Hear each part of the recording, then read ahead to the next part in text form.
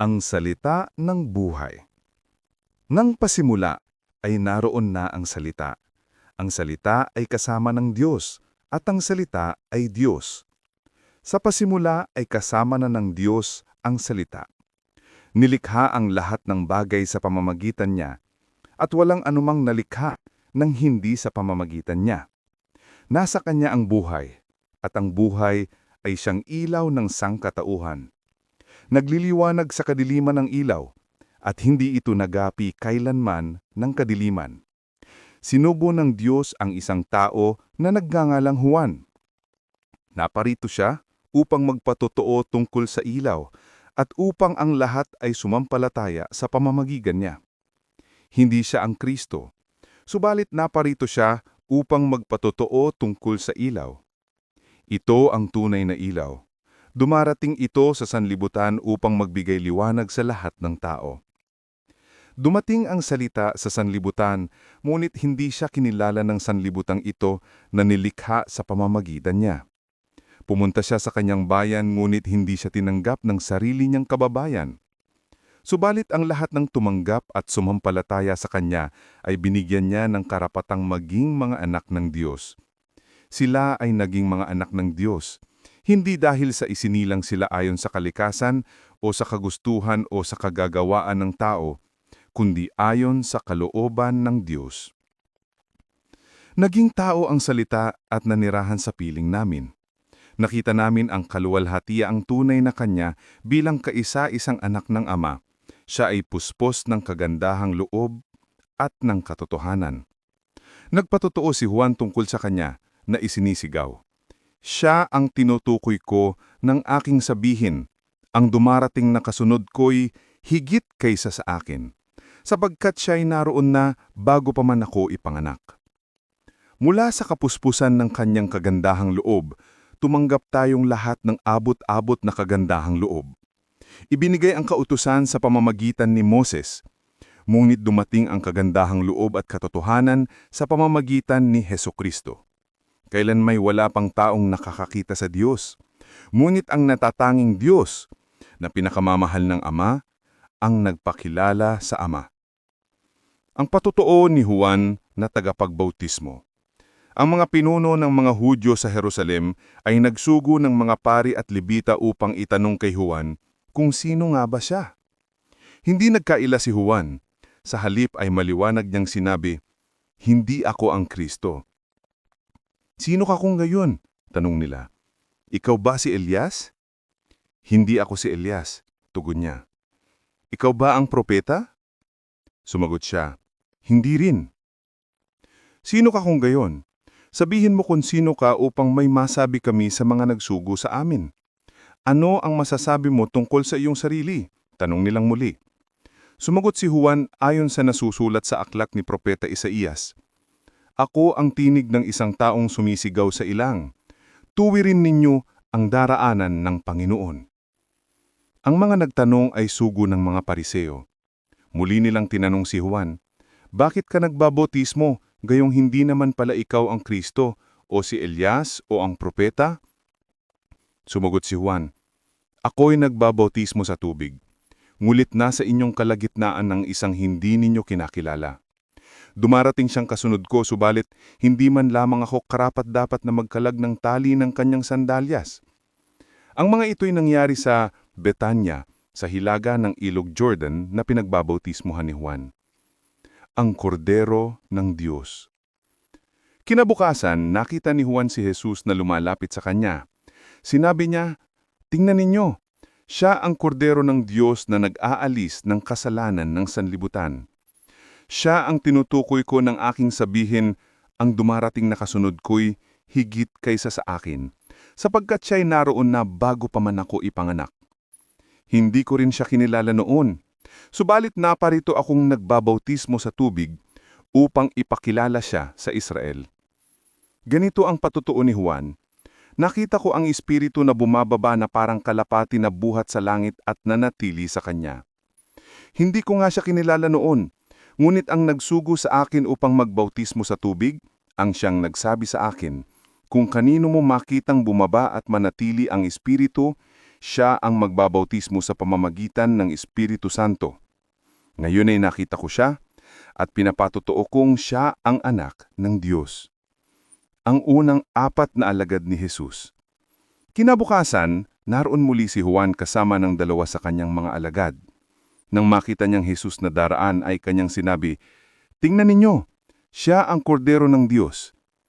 Narinig ng 2 alagad ang sinabi niya, kaya't sumunod sila kay Jesus. Lumingon si Jesus at nang makita niyang sumusunod sa kanya ang mga ito, sila ay tinanong niya, "Ano ang kailangan ninyo?"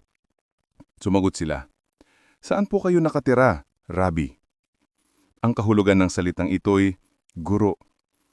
"Halika kayo at tingnan ninyo," sabi ni Jesus.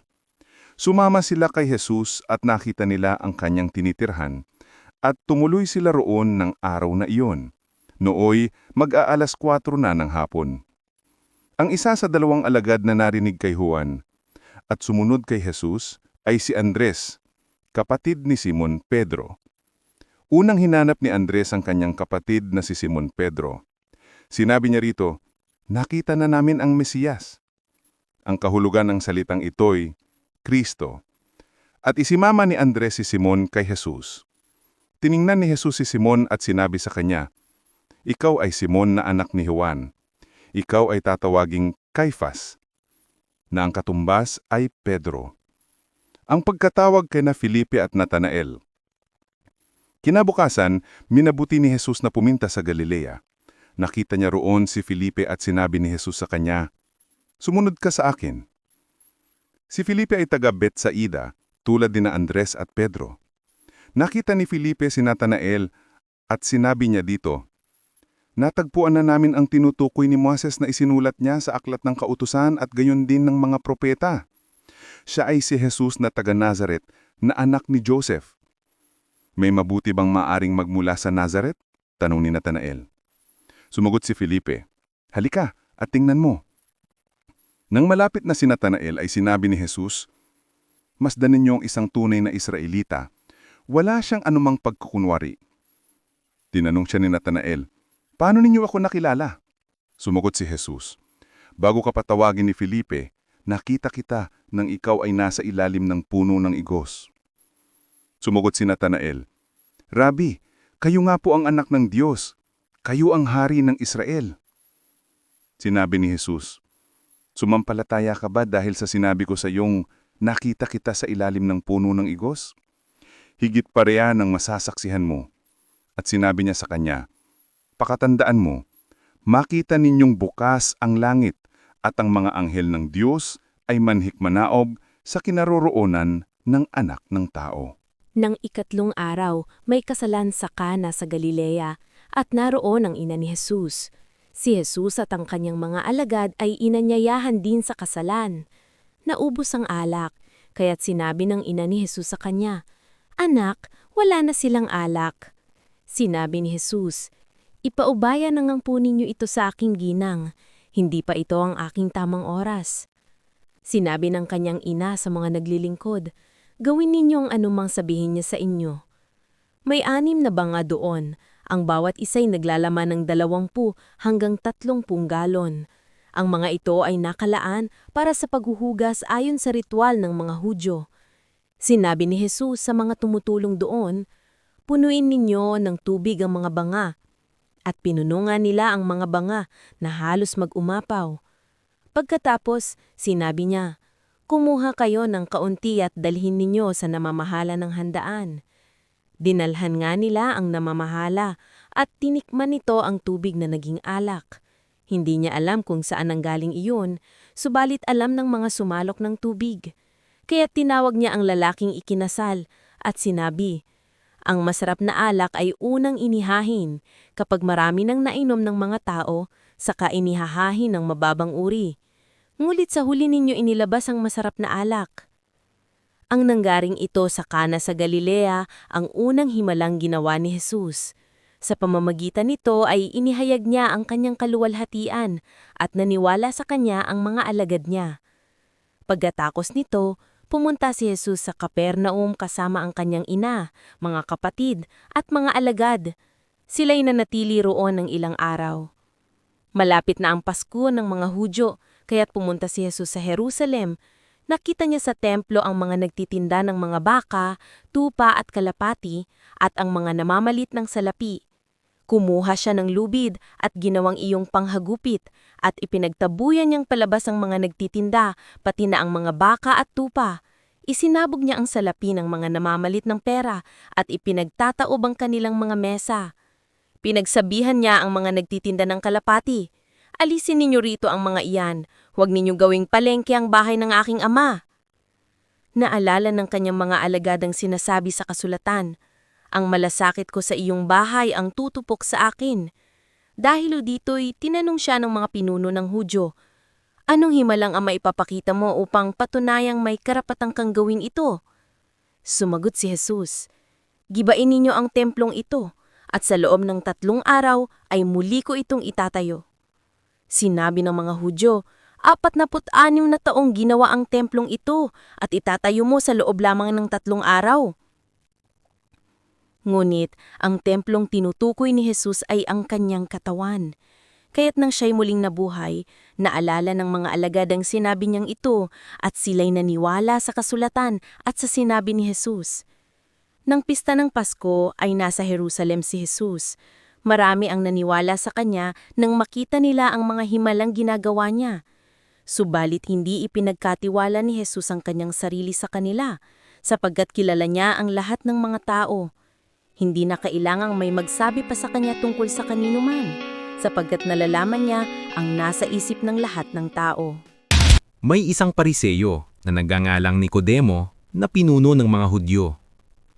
Isang gabi, pumunta siya kay Jesus at sinabi, "Rabi, nalalaman po namin kayo'y isang tagapagturong mula sa Diyos, sapagkat walang makakagawa ng mga himalang ginagawa ninyo kung wala sa inyo ang Diyos." Sumagot si Jesus, "Tandaan mo ang sinasabi kong ito. Malibang ipanganak na muli ang isang tao, hindi niya makikita ang paghahari ng Diyos." Paanong maipapanganak pang muli ang isang taong matanda na? Makakapasok ba siya sa sinapupunan ng kanyang ina para muling ipanganak? Tanong ni Nicodemo. Sagot naman ni Jesus, "Tandaan mo ang sinasabi kong ito. Malibang ang isang tao ay ipanganak sa pamamagitan ng tubig at ng espiritu, hindi siya makakapasok sa kaharian ng Diyos. Ang taong ipinanganak sa laman ay laman, at ang ipinanganak sa espiritu ay espiritu. Huwag kang magtaka sa sinabi ko sa iyong, kayong lahat ay kailangang ipanganak na muli. Umiihip ang hangin kung saan nito nais at naririnig mo ang ugong nito, ngunit hindi mo alam kung saan ito nanggagaling at kung saan pupunta. Ganon din ang bawat ipinanganak sa espiritu." "Paano po mangyayari iyon?" tanong ni Nicodemo. Sumagot si Jesus, "Guro ka pa naman sa Israel, hindi mo nauunawaan ang mga bagay na ito? Pakatandaan mo, ang sinasabi namin ay nalalaman namin, at ang pinapatotohanan namin ay nasaksihan namin, subalit hindi ninyo tinatanggap ang aming patotoo. Kung hindi ninyo pinaniniwalaan ang mga sinasabi ko tungkol sa mga bagay dito sa mundo, paano pa ninyo mapapaniwalaan ang sasabihin ko tungkol sa mga bagay doon sa langit? Wala pang sino mang umakyat sa langit, kundi ang bumaba mula sa langit, ang anak ng tao.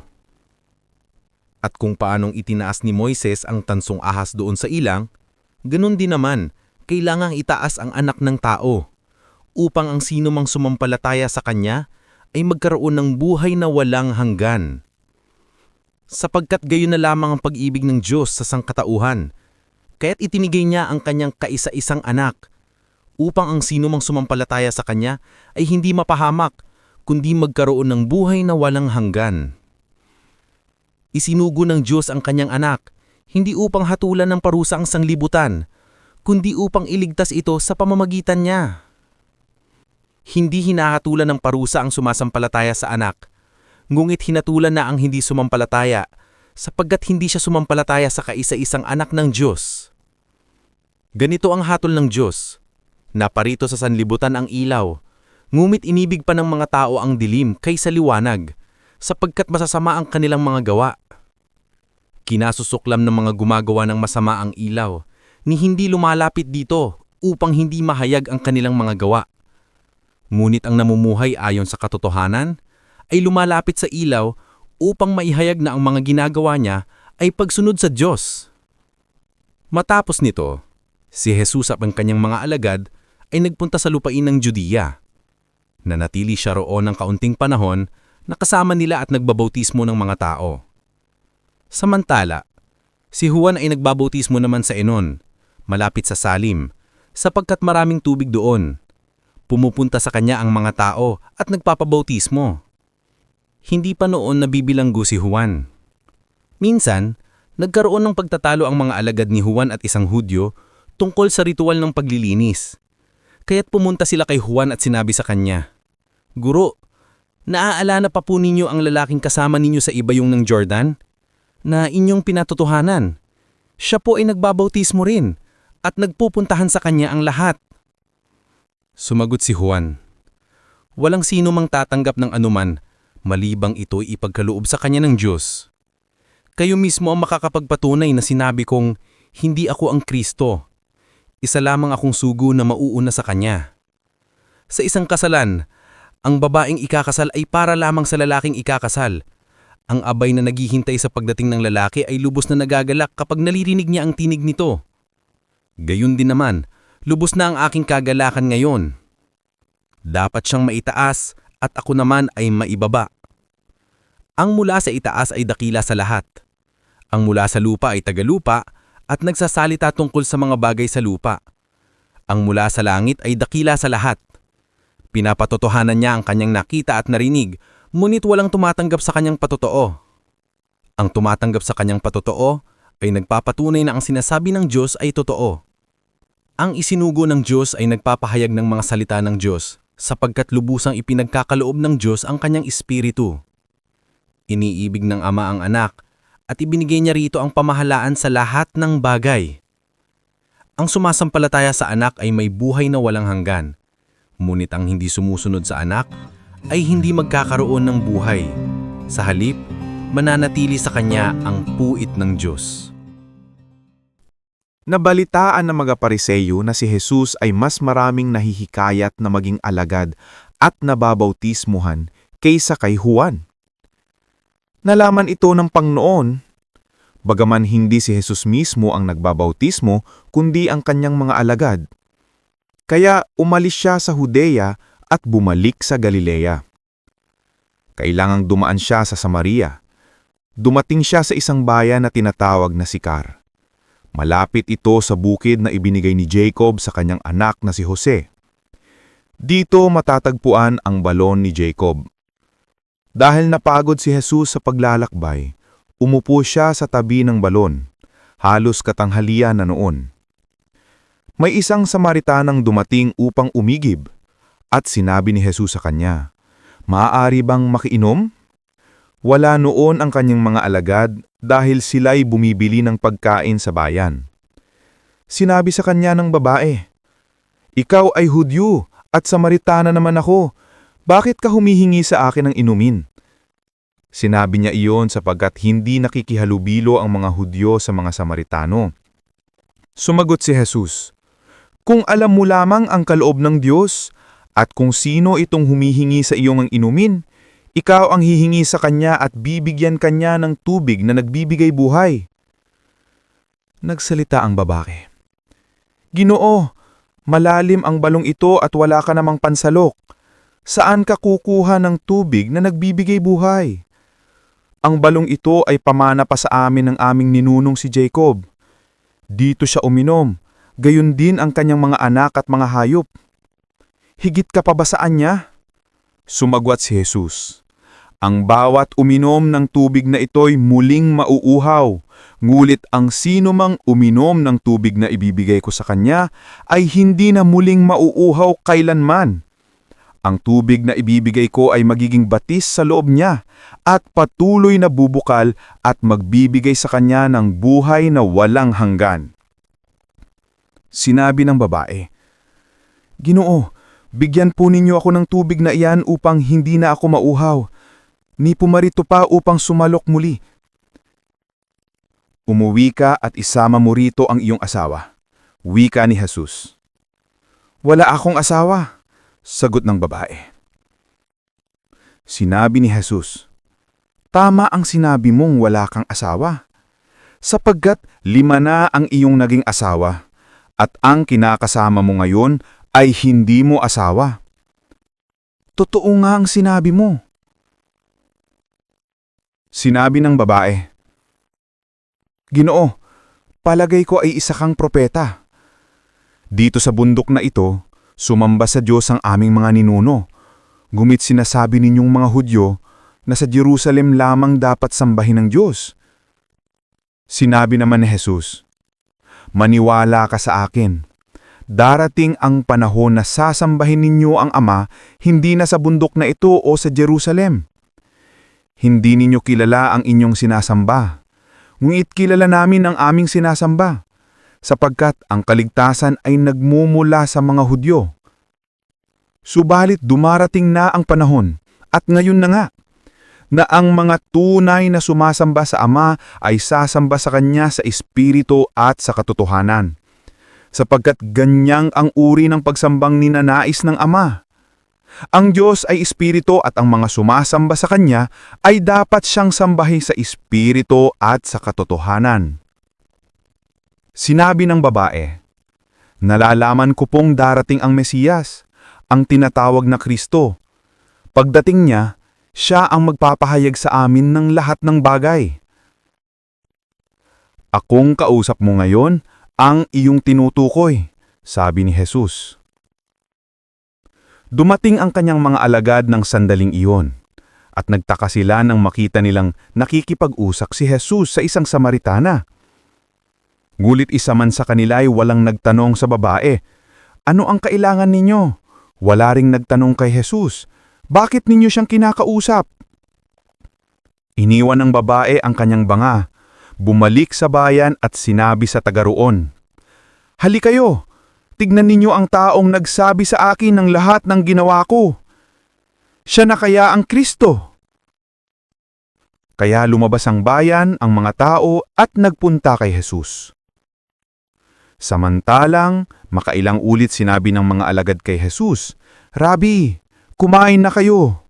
Ngunit sumagot siya, Ako'y may pagkaing hindi ninyong nalalaman. Kaya nagtanong-tanungan ng mga alagad. May nagdala kaya sa kanya ng pagkain? Sinabi sa kanila ni Jesus, Ang pagkain ko ay tuparin ang kalooban ng nagsugo sa akin at tapusin ang ipinapagawa niya sa akin. Hindi ba sinasabi ninyong 4 na buwan pa at anihan na? Sinasabi ko naman sa inyo, masdan ninyo ang mga bukid. Hinog na ang trigo at handa ng anihin. Ang umaani ay tumatanggap ng kabayaran at nagtitipon ng bunga para sa buhay na walang hanggan. Kaya't magkasamong magagalak ang nagtatanim at ang umaani. Dito nagkatotoo ang kasabihang, iba ang nagtatanim at iba naman ang umaani. Isinugo ko kayo upang anihin ang hindi ninyo itinanim. Iba ang naghirap dito at kayo naman ang umani ng kanilang pinaghihirapan. Maraming Samaritano sa bayang iyon ang naniwala kay Jesus dahil sa patotoo ng babae. Sinabi niya sa akin ang lahat ng aking ginawa. Kaya't pumunta sila kay Jesus at nakiusap na tumigil muna siya roon. At tumigil nga siya roon sa loob ng 2 araw. At marami pang sumampalataya nang mapakinggan siya. Pagkatapos, sinabi nila sa babae, Naniniwala kami ngayon, hindi na dahil sa sinabi mo, kundi dahil sa narinig namin siya. Alam na naming siya nga ang tagapagligtas ng sangkatauhan. Pagkaraan ng 2 araw, bumalik si Jesus sa Galilea. Si Jesus na rin ang nagpatotoo na ang isang propeta'y hindi iginagalang sa sarili nitong bayan. Pagdating niya sa Galilea, ay mabuti ang pagtanggap sa kanya ng mga taga roon, sapagkat nasa Jerusalem din sila noong pista ng Pasko, at nakita nila ang lahat ng kanyang ginawa roon. Nagpunta muli si Jesus sa Kana sa Galilea, kung saan ginawa niyang alak ang tubig. Sa bayan naman ng Capernaum, ay may isang pinuno ng pamahalaan. Ang anak niyang lalaki ay may sakit at naghihingalo na. Nang mabalitaan niyang bumalik si Jesus sa Galilea mula sa Judea, pinuntahan niya ito at pinakiusapan pumunta sa Capernaum upang pagalingin ang kanyang anak. Sinabi sa kanya ni Jesus, "Hanggat hindi kayo nakakakita ng mga himala at mga kababalaghan, kailanman ay hindi kayo sasampalataya." Ngunit sinabi ng pinuno, "Tayo na po, Panginoon, bago mamatay ang aking anak." Sumagot si Jesus, "Umuwi ka na, hindi mamamatay ang iyong anak." Naniwala ang lalaki sa sinabi ni Jesus at umuwi na nga siya. Sa daan pa lamang ay sinalubong na siya ng kanyang mga alipin at sinabing, gumaling na ang kanyang anak. Tinanong niya ang mga iyon, anong oras nang bumuti ang kalagayan niya? "Alauna po kahapon nang siya mawalan ng lagnat," tugon nila. Naalala ng ama na noong oras na iyon sinabi sa kanya ni Jesus, hindi mamamatay ang iyong anak. Kaya't siya at ang kanyang buong sambahayan ay sumampalataya kay Jesus. Ito ang pangalawang himala ginawa ni Jesus sa Galilea pagkagaling mula sa Judea. Pagkaraan nito'y dumating ang isang pista ng mga Hudyo at pumunta si Jesus sa Jerusalem. Sa lungsod na ito, malapit sa pintuan ng mga tupa, ay may malaking imbakan ng tubig na may 5 portiko. Kung tawagin ito sa wikang Hebreo, ay Betsata. Nasa paligid nito ang maraming may sakit, mga bulag, mga pilay at mga paralitiko. Sila'y naghihintay na gumalaw ang tubig dahil may panahong ang isang anghel ng Panginoon ay bumababa at pinapagalaw ang tubig. At ang maunang lumusong sa tubig matapos na ito'y gumalaw ay gumagaling sa anumang karamdaman. May isang lalaki doon na 38 taon nang may sakit. Nakita siya ni Jesus at alam niyang matagal nang may sakit ang lalaki kaya tinanong niya ito, "Gusto mo bang gumaling?" Sumagot ang may sakit, "Ginoo, wala pong maglulusong sa akin kapag gumalaw na ang tubig. Papunta pa lamang ako, may nauuna na sa akin." Sinabi sa kanya ni Jesus, "Tumayo ka, buhatin mo ang iyong higaan at lumakad ka." Noon di kumaling ang lalaki, binuhat ang kanyang higaan at lumakad. Noy araw ng pamamahinga kaya't sinabi ng mga pinuno ng mga Hudyo sa lalaking pinagaling, "Araw ng pamamahinga ngayon, labag sa kautusan na dalhin mo ang iyong higaan."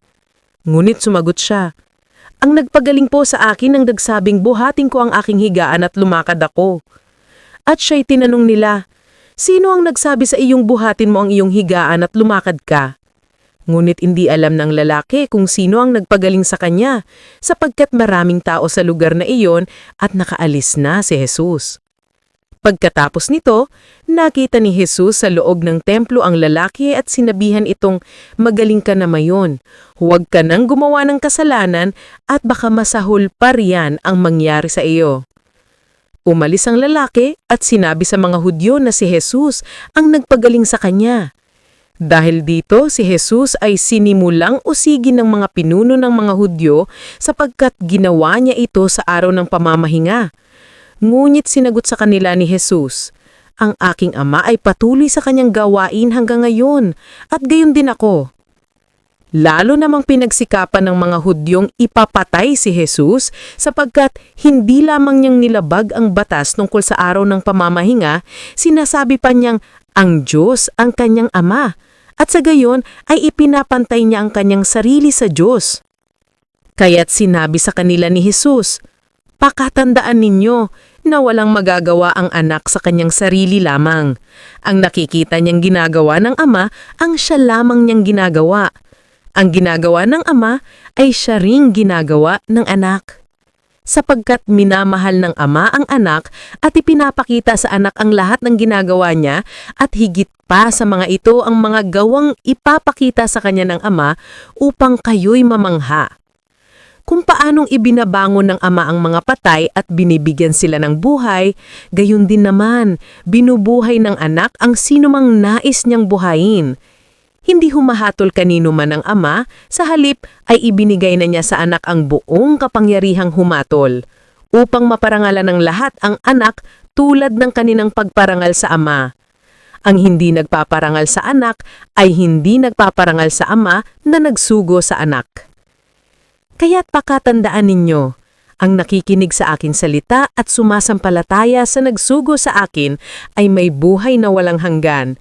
Hindi na siya hahatulan, kundi nakatawad na siya sa buhay mula sa kamatayan. Pakatandaan ninyo na darating ang oras, at ngayon na nga, na maririnig ng mga patay ang tinig ng anak ng Diyos at ang sino mang makinig sa Kanya ay mabubuhay. Kung paanong ang Ama mismo ang pinagmumulan ng buhay, gayon din naman ang anak na binigyan niya ng ganoong karapatan. Binigyan niya ang anak ng kapangyarihang humatol sapagkat siya ang anak ng tao. Huwag niyong itong pagtakahan, sapagkat darating ang oras na maririnig ng mga patay ang tinig niya at sila'y babangon. Lahat ng gumawa ng kabutihan ay babangon patungo sa buhay na walang hanggan, at lahat ng gumawa ng kasamaan ay babangon patungo sa parusahan. Wala akong magagawa sa sarili ko lamang. Humahatol ako ayon sa sinasabi sa akin ng Ama, kaya't matuwid ang hatol ko. Hindi ang sarili kong kalooban ang aking sinusunod, kundi ang kalooban ng nagsugo sa akin. Kung ako lamang ang nagpapatotoo tungkol sa aking sarili, ang patotoo ko ay walang katotohanan. Ngunit may ibang nagpapatotoo tungkol sa akin at totoo ang sinasabi niya. Nagpadala kayo ng mga sugo kay Yan at nagpapatotoo siya tungkol sa katotohanan. Hindi sa nagkailangan ko ang patotoo ng tao, sinasabi ko lamang ito para maligtas kayo. Si Yan ay parang maningas na ilaw na nagliliwanag noon at kayo'y sandaling nasiyahan sa liwanag niya. Ngulit may patotoo tungkol sa akin na higit pa sa patotoo ni Yan. Ang mga gawang ipinapagawa sa akin ng Ama na siya ko namang ginaganap ang nagpapatotoo na ako'y isinugo ng Ama. At ang Ama na nagsugo sa akin ay nagpapatotoo rin tungkol sa akin. Kailanman hindi nyo narinig ang kanyang tinig, ni nakita man ang kanyang anyo. Hindi nananatili sa iyong mga puso ang kanyang salita sapagkat hindi kayo sumasampalataya sa isinugo niya. Sinasaliksik ninyo ang mga kasulatan sa pag-aakalang doon ninyo matutugpuan ang buhay na walang hanggan. Ang mga kasulatang iyan ang nagpapatotoo tungkol sa akin. Ngunit ayaw nyo namang luwabit sa akin upang kayo'y magkaroon ng buhay. Hindi ako naghahangad ng parangal ng tao. Subalit, kilala ko kayo. Alam kong wala kayong pag-ibig sa Diyos. Naparito ako sa pangalan ng akin Ama, subalit ayaw ninyong tanggapin ako. Kung may ibang pumarito sa kanyang sariling pangalan, siya iyong tatanggapin. Paano kayo maniniwala sa akin kung ang hinahangad ninyo ay ang papuri ng isa't isa at hindi ang papuri na nanggagaling sa iisang Diyos? Huwag niyong isipin na ako ang magsasakdal laban sa inyo sa harapan ng Ama. Si Moises na inaasahan ninyo ang siyang maghaharap ng paratang laban sa inyo.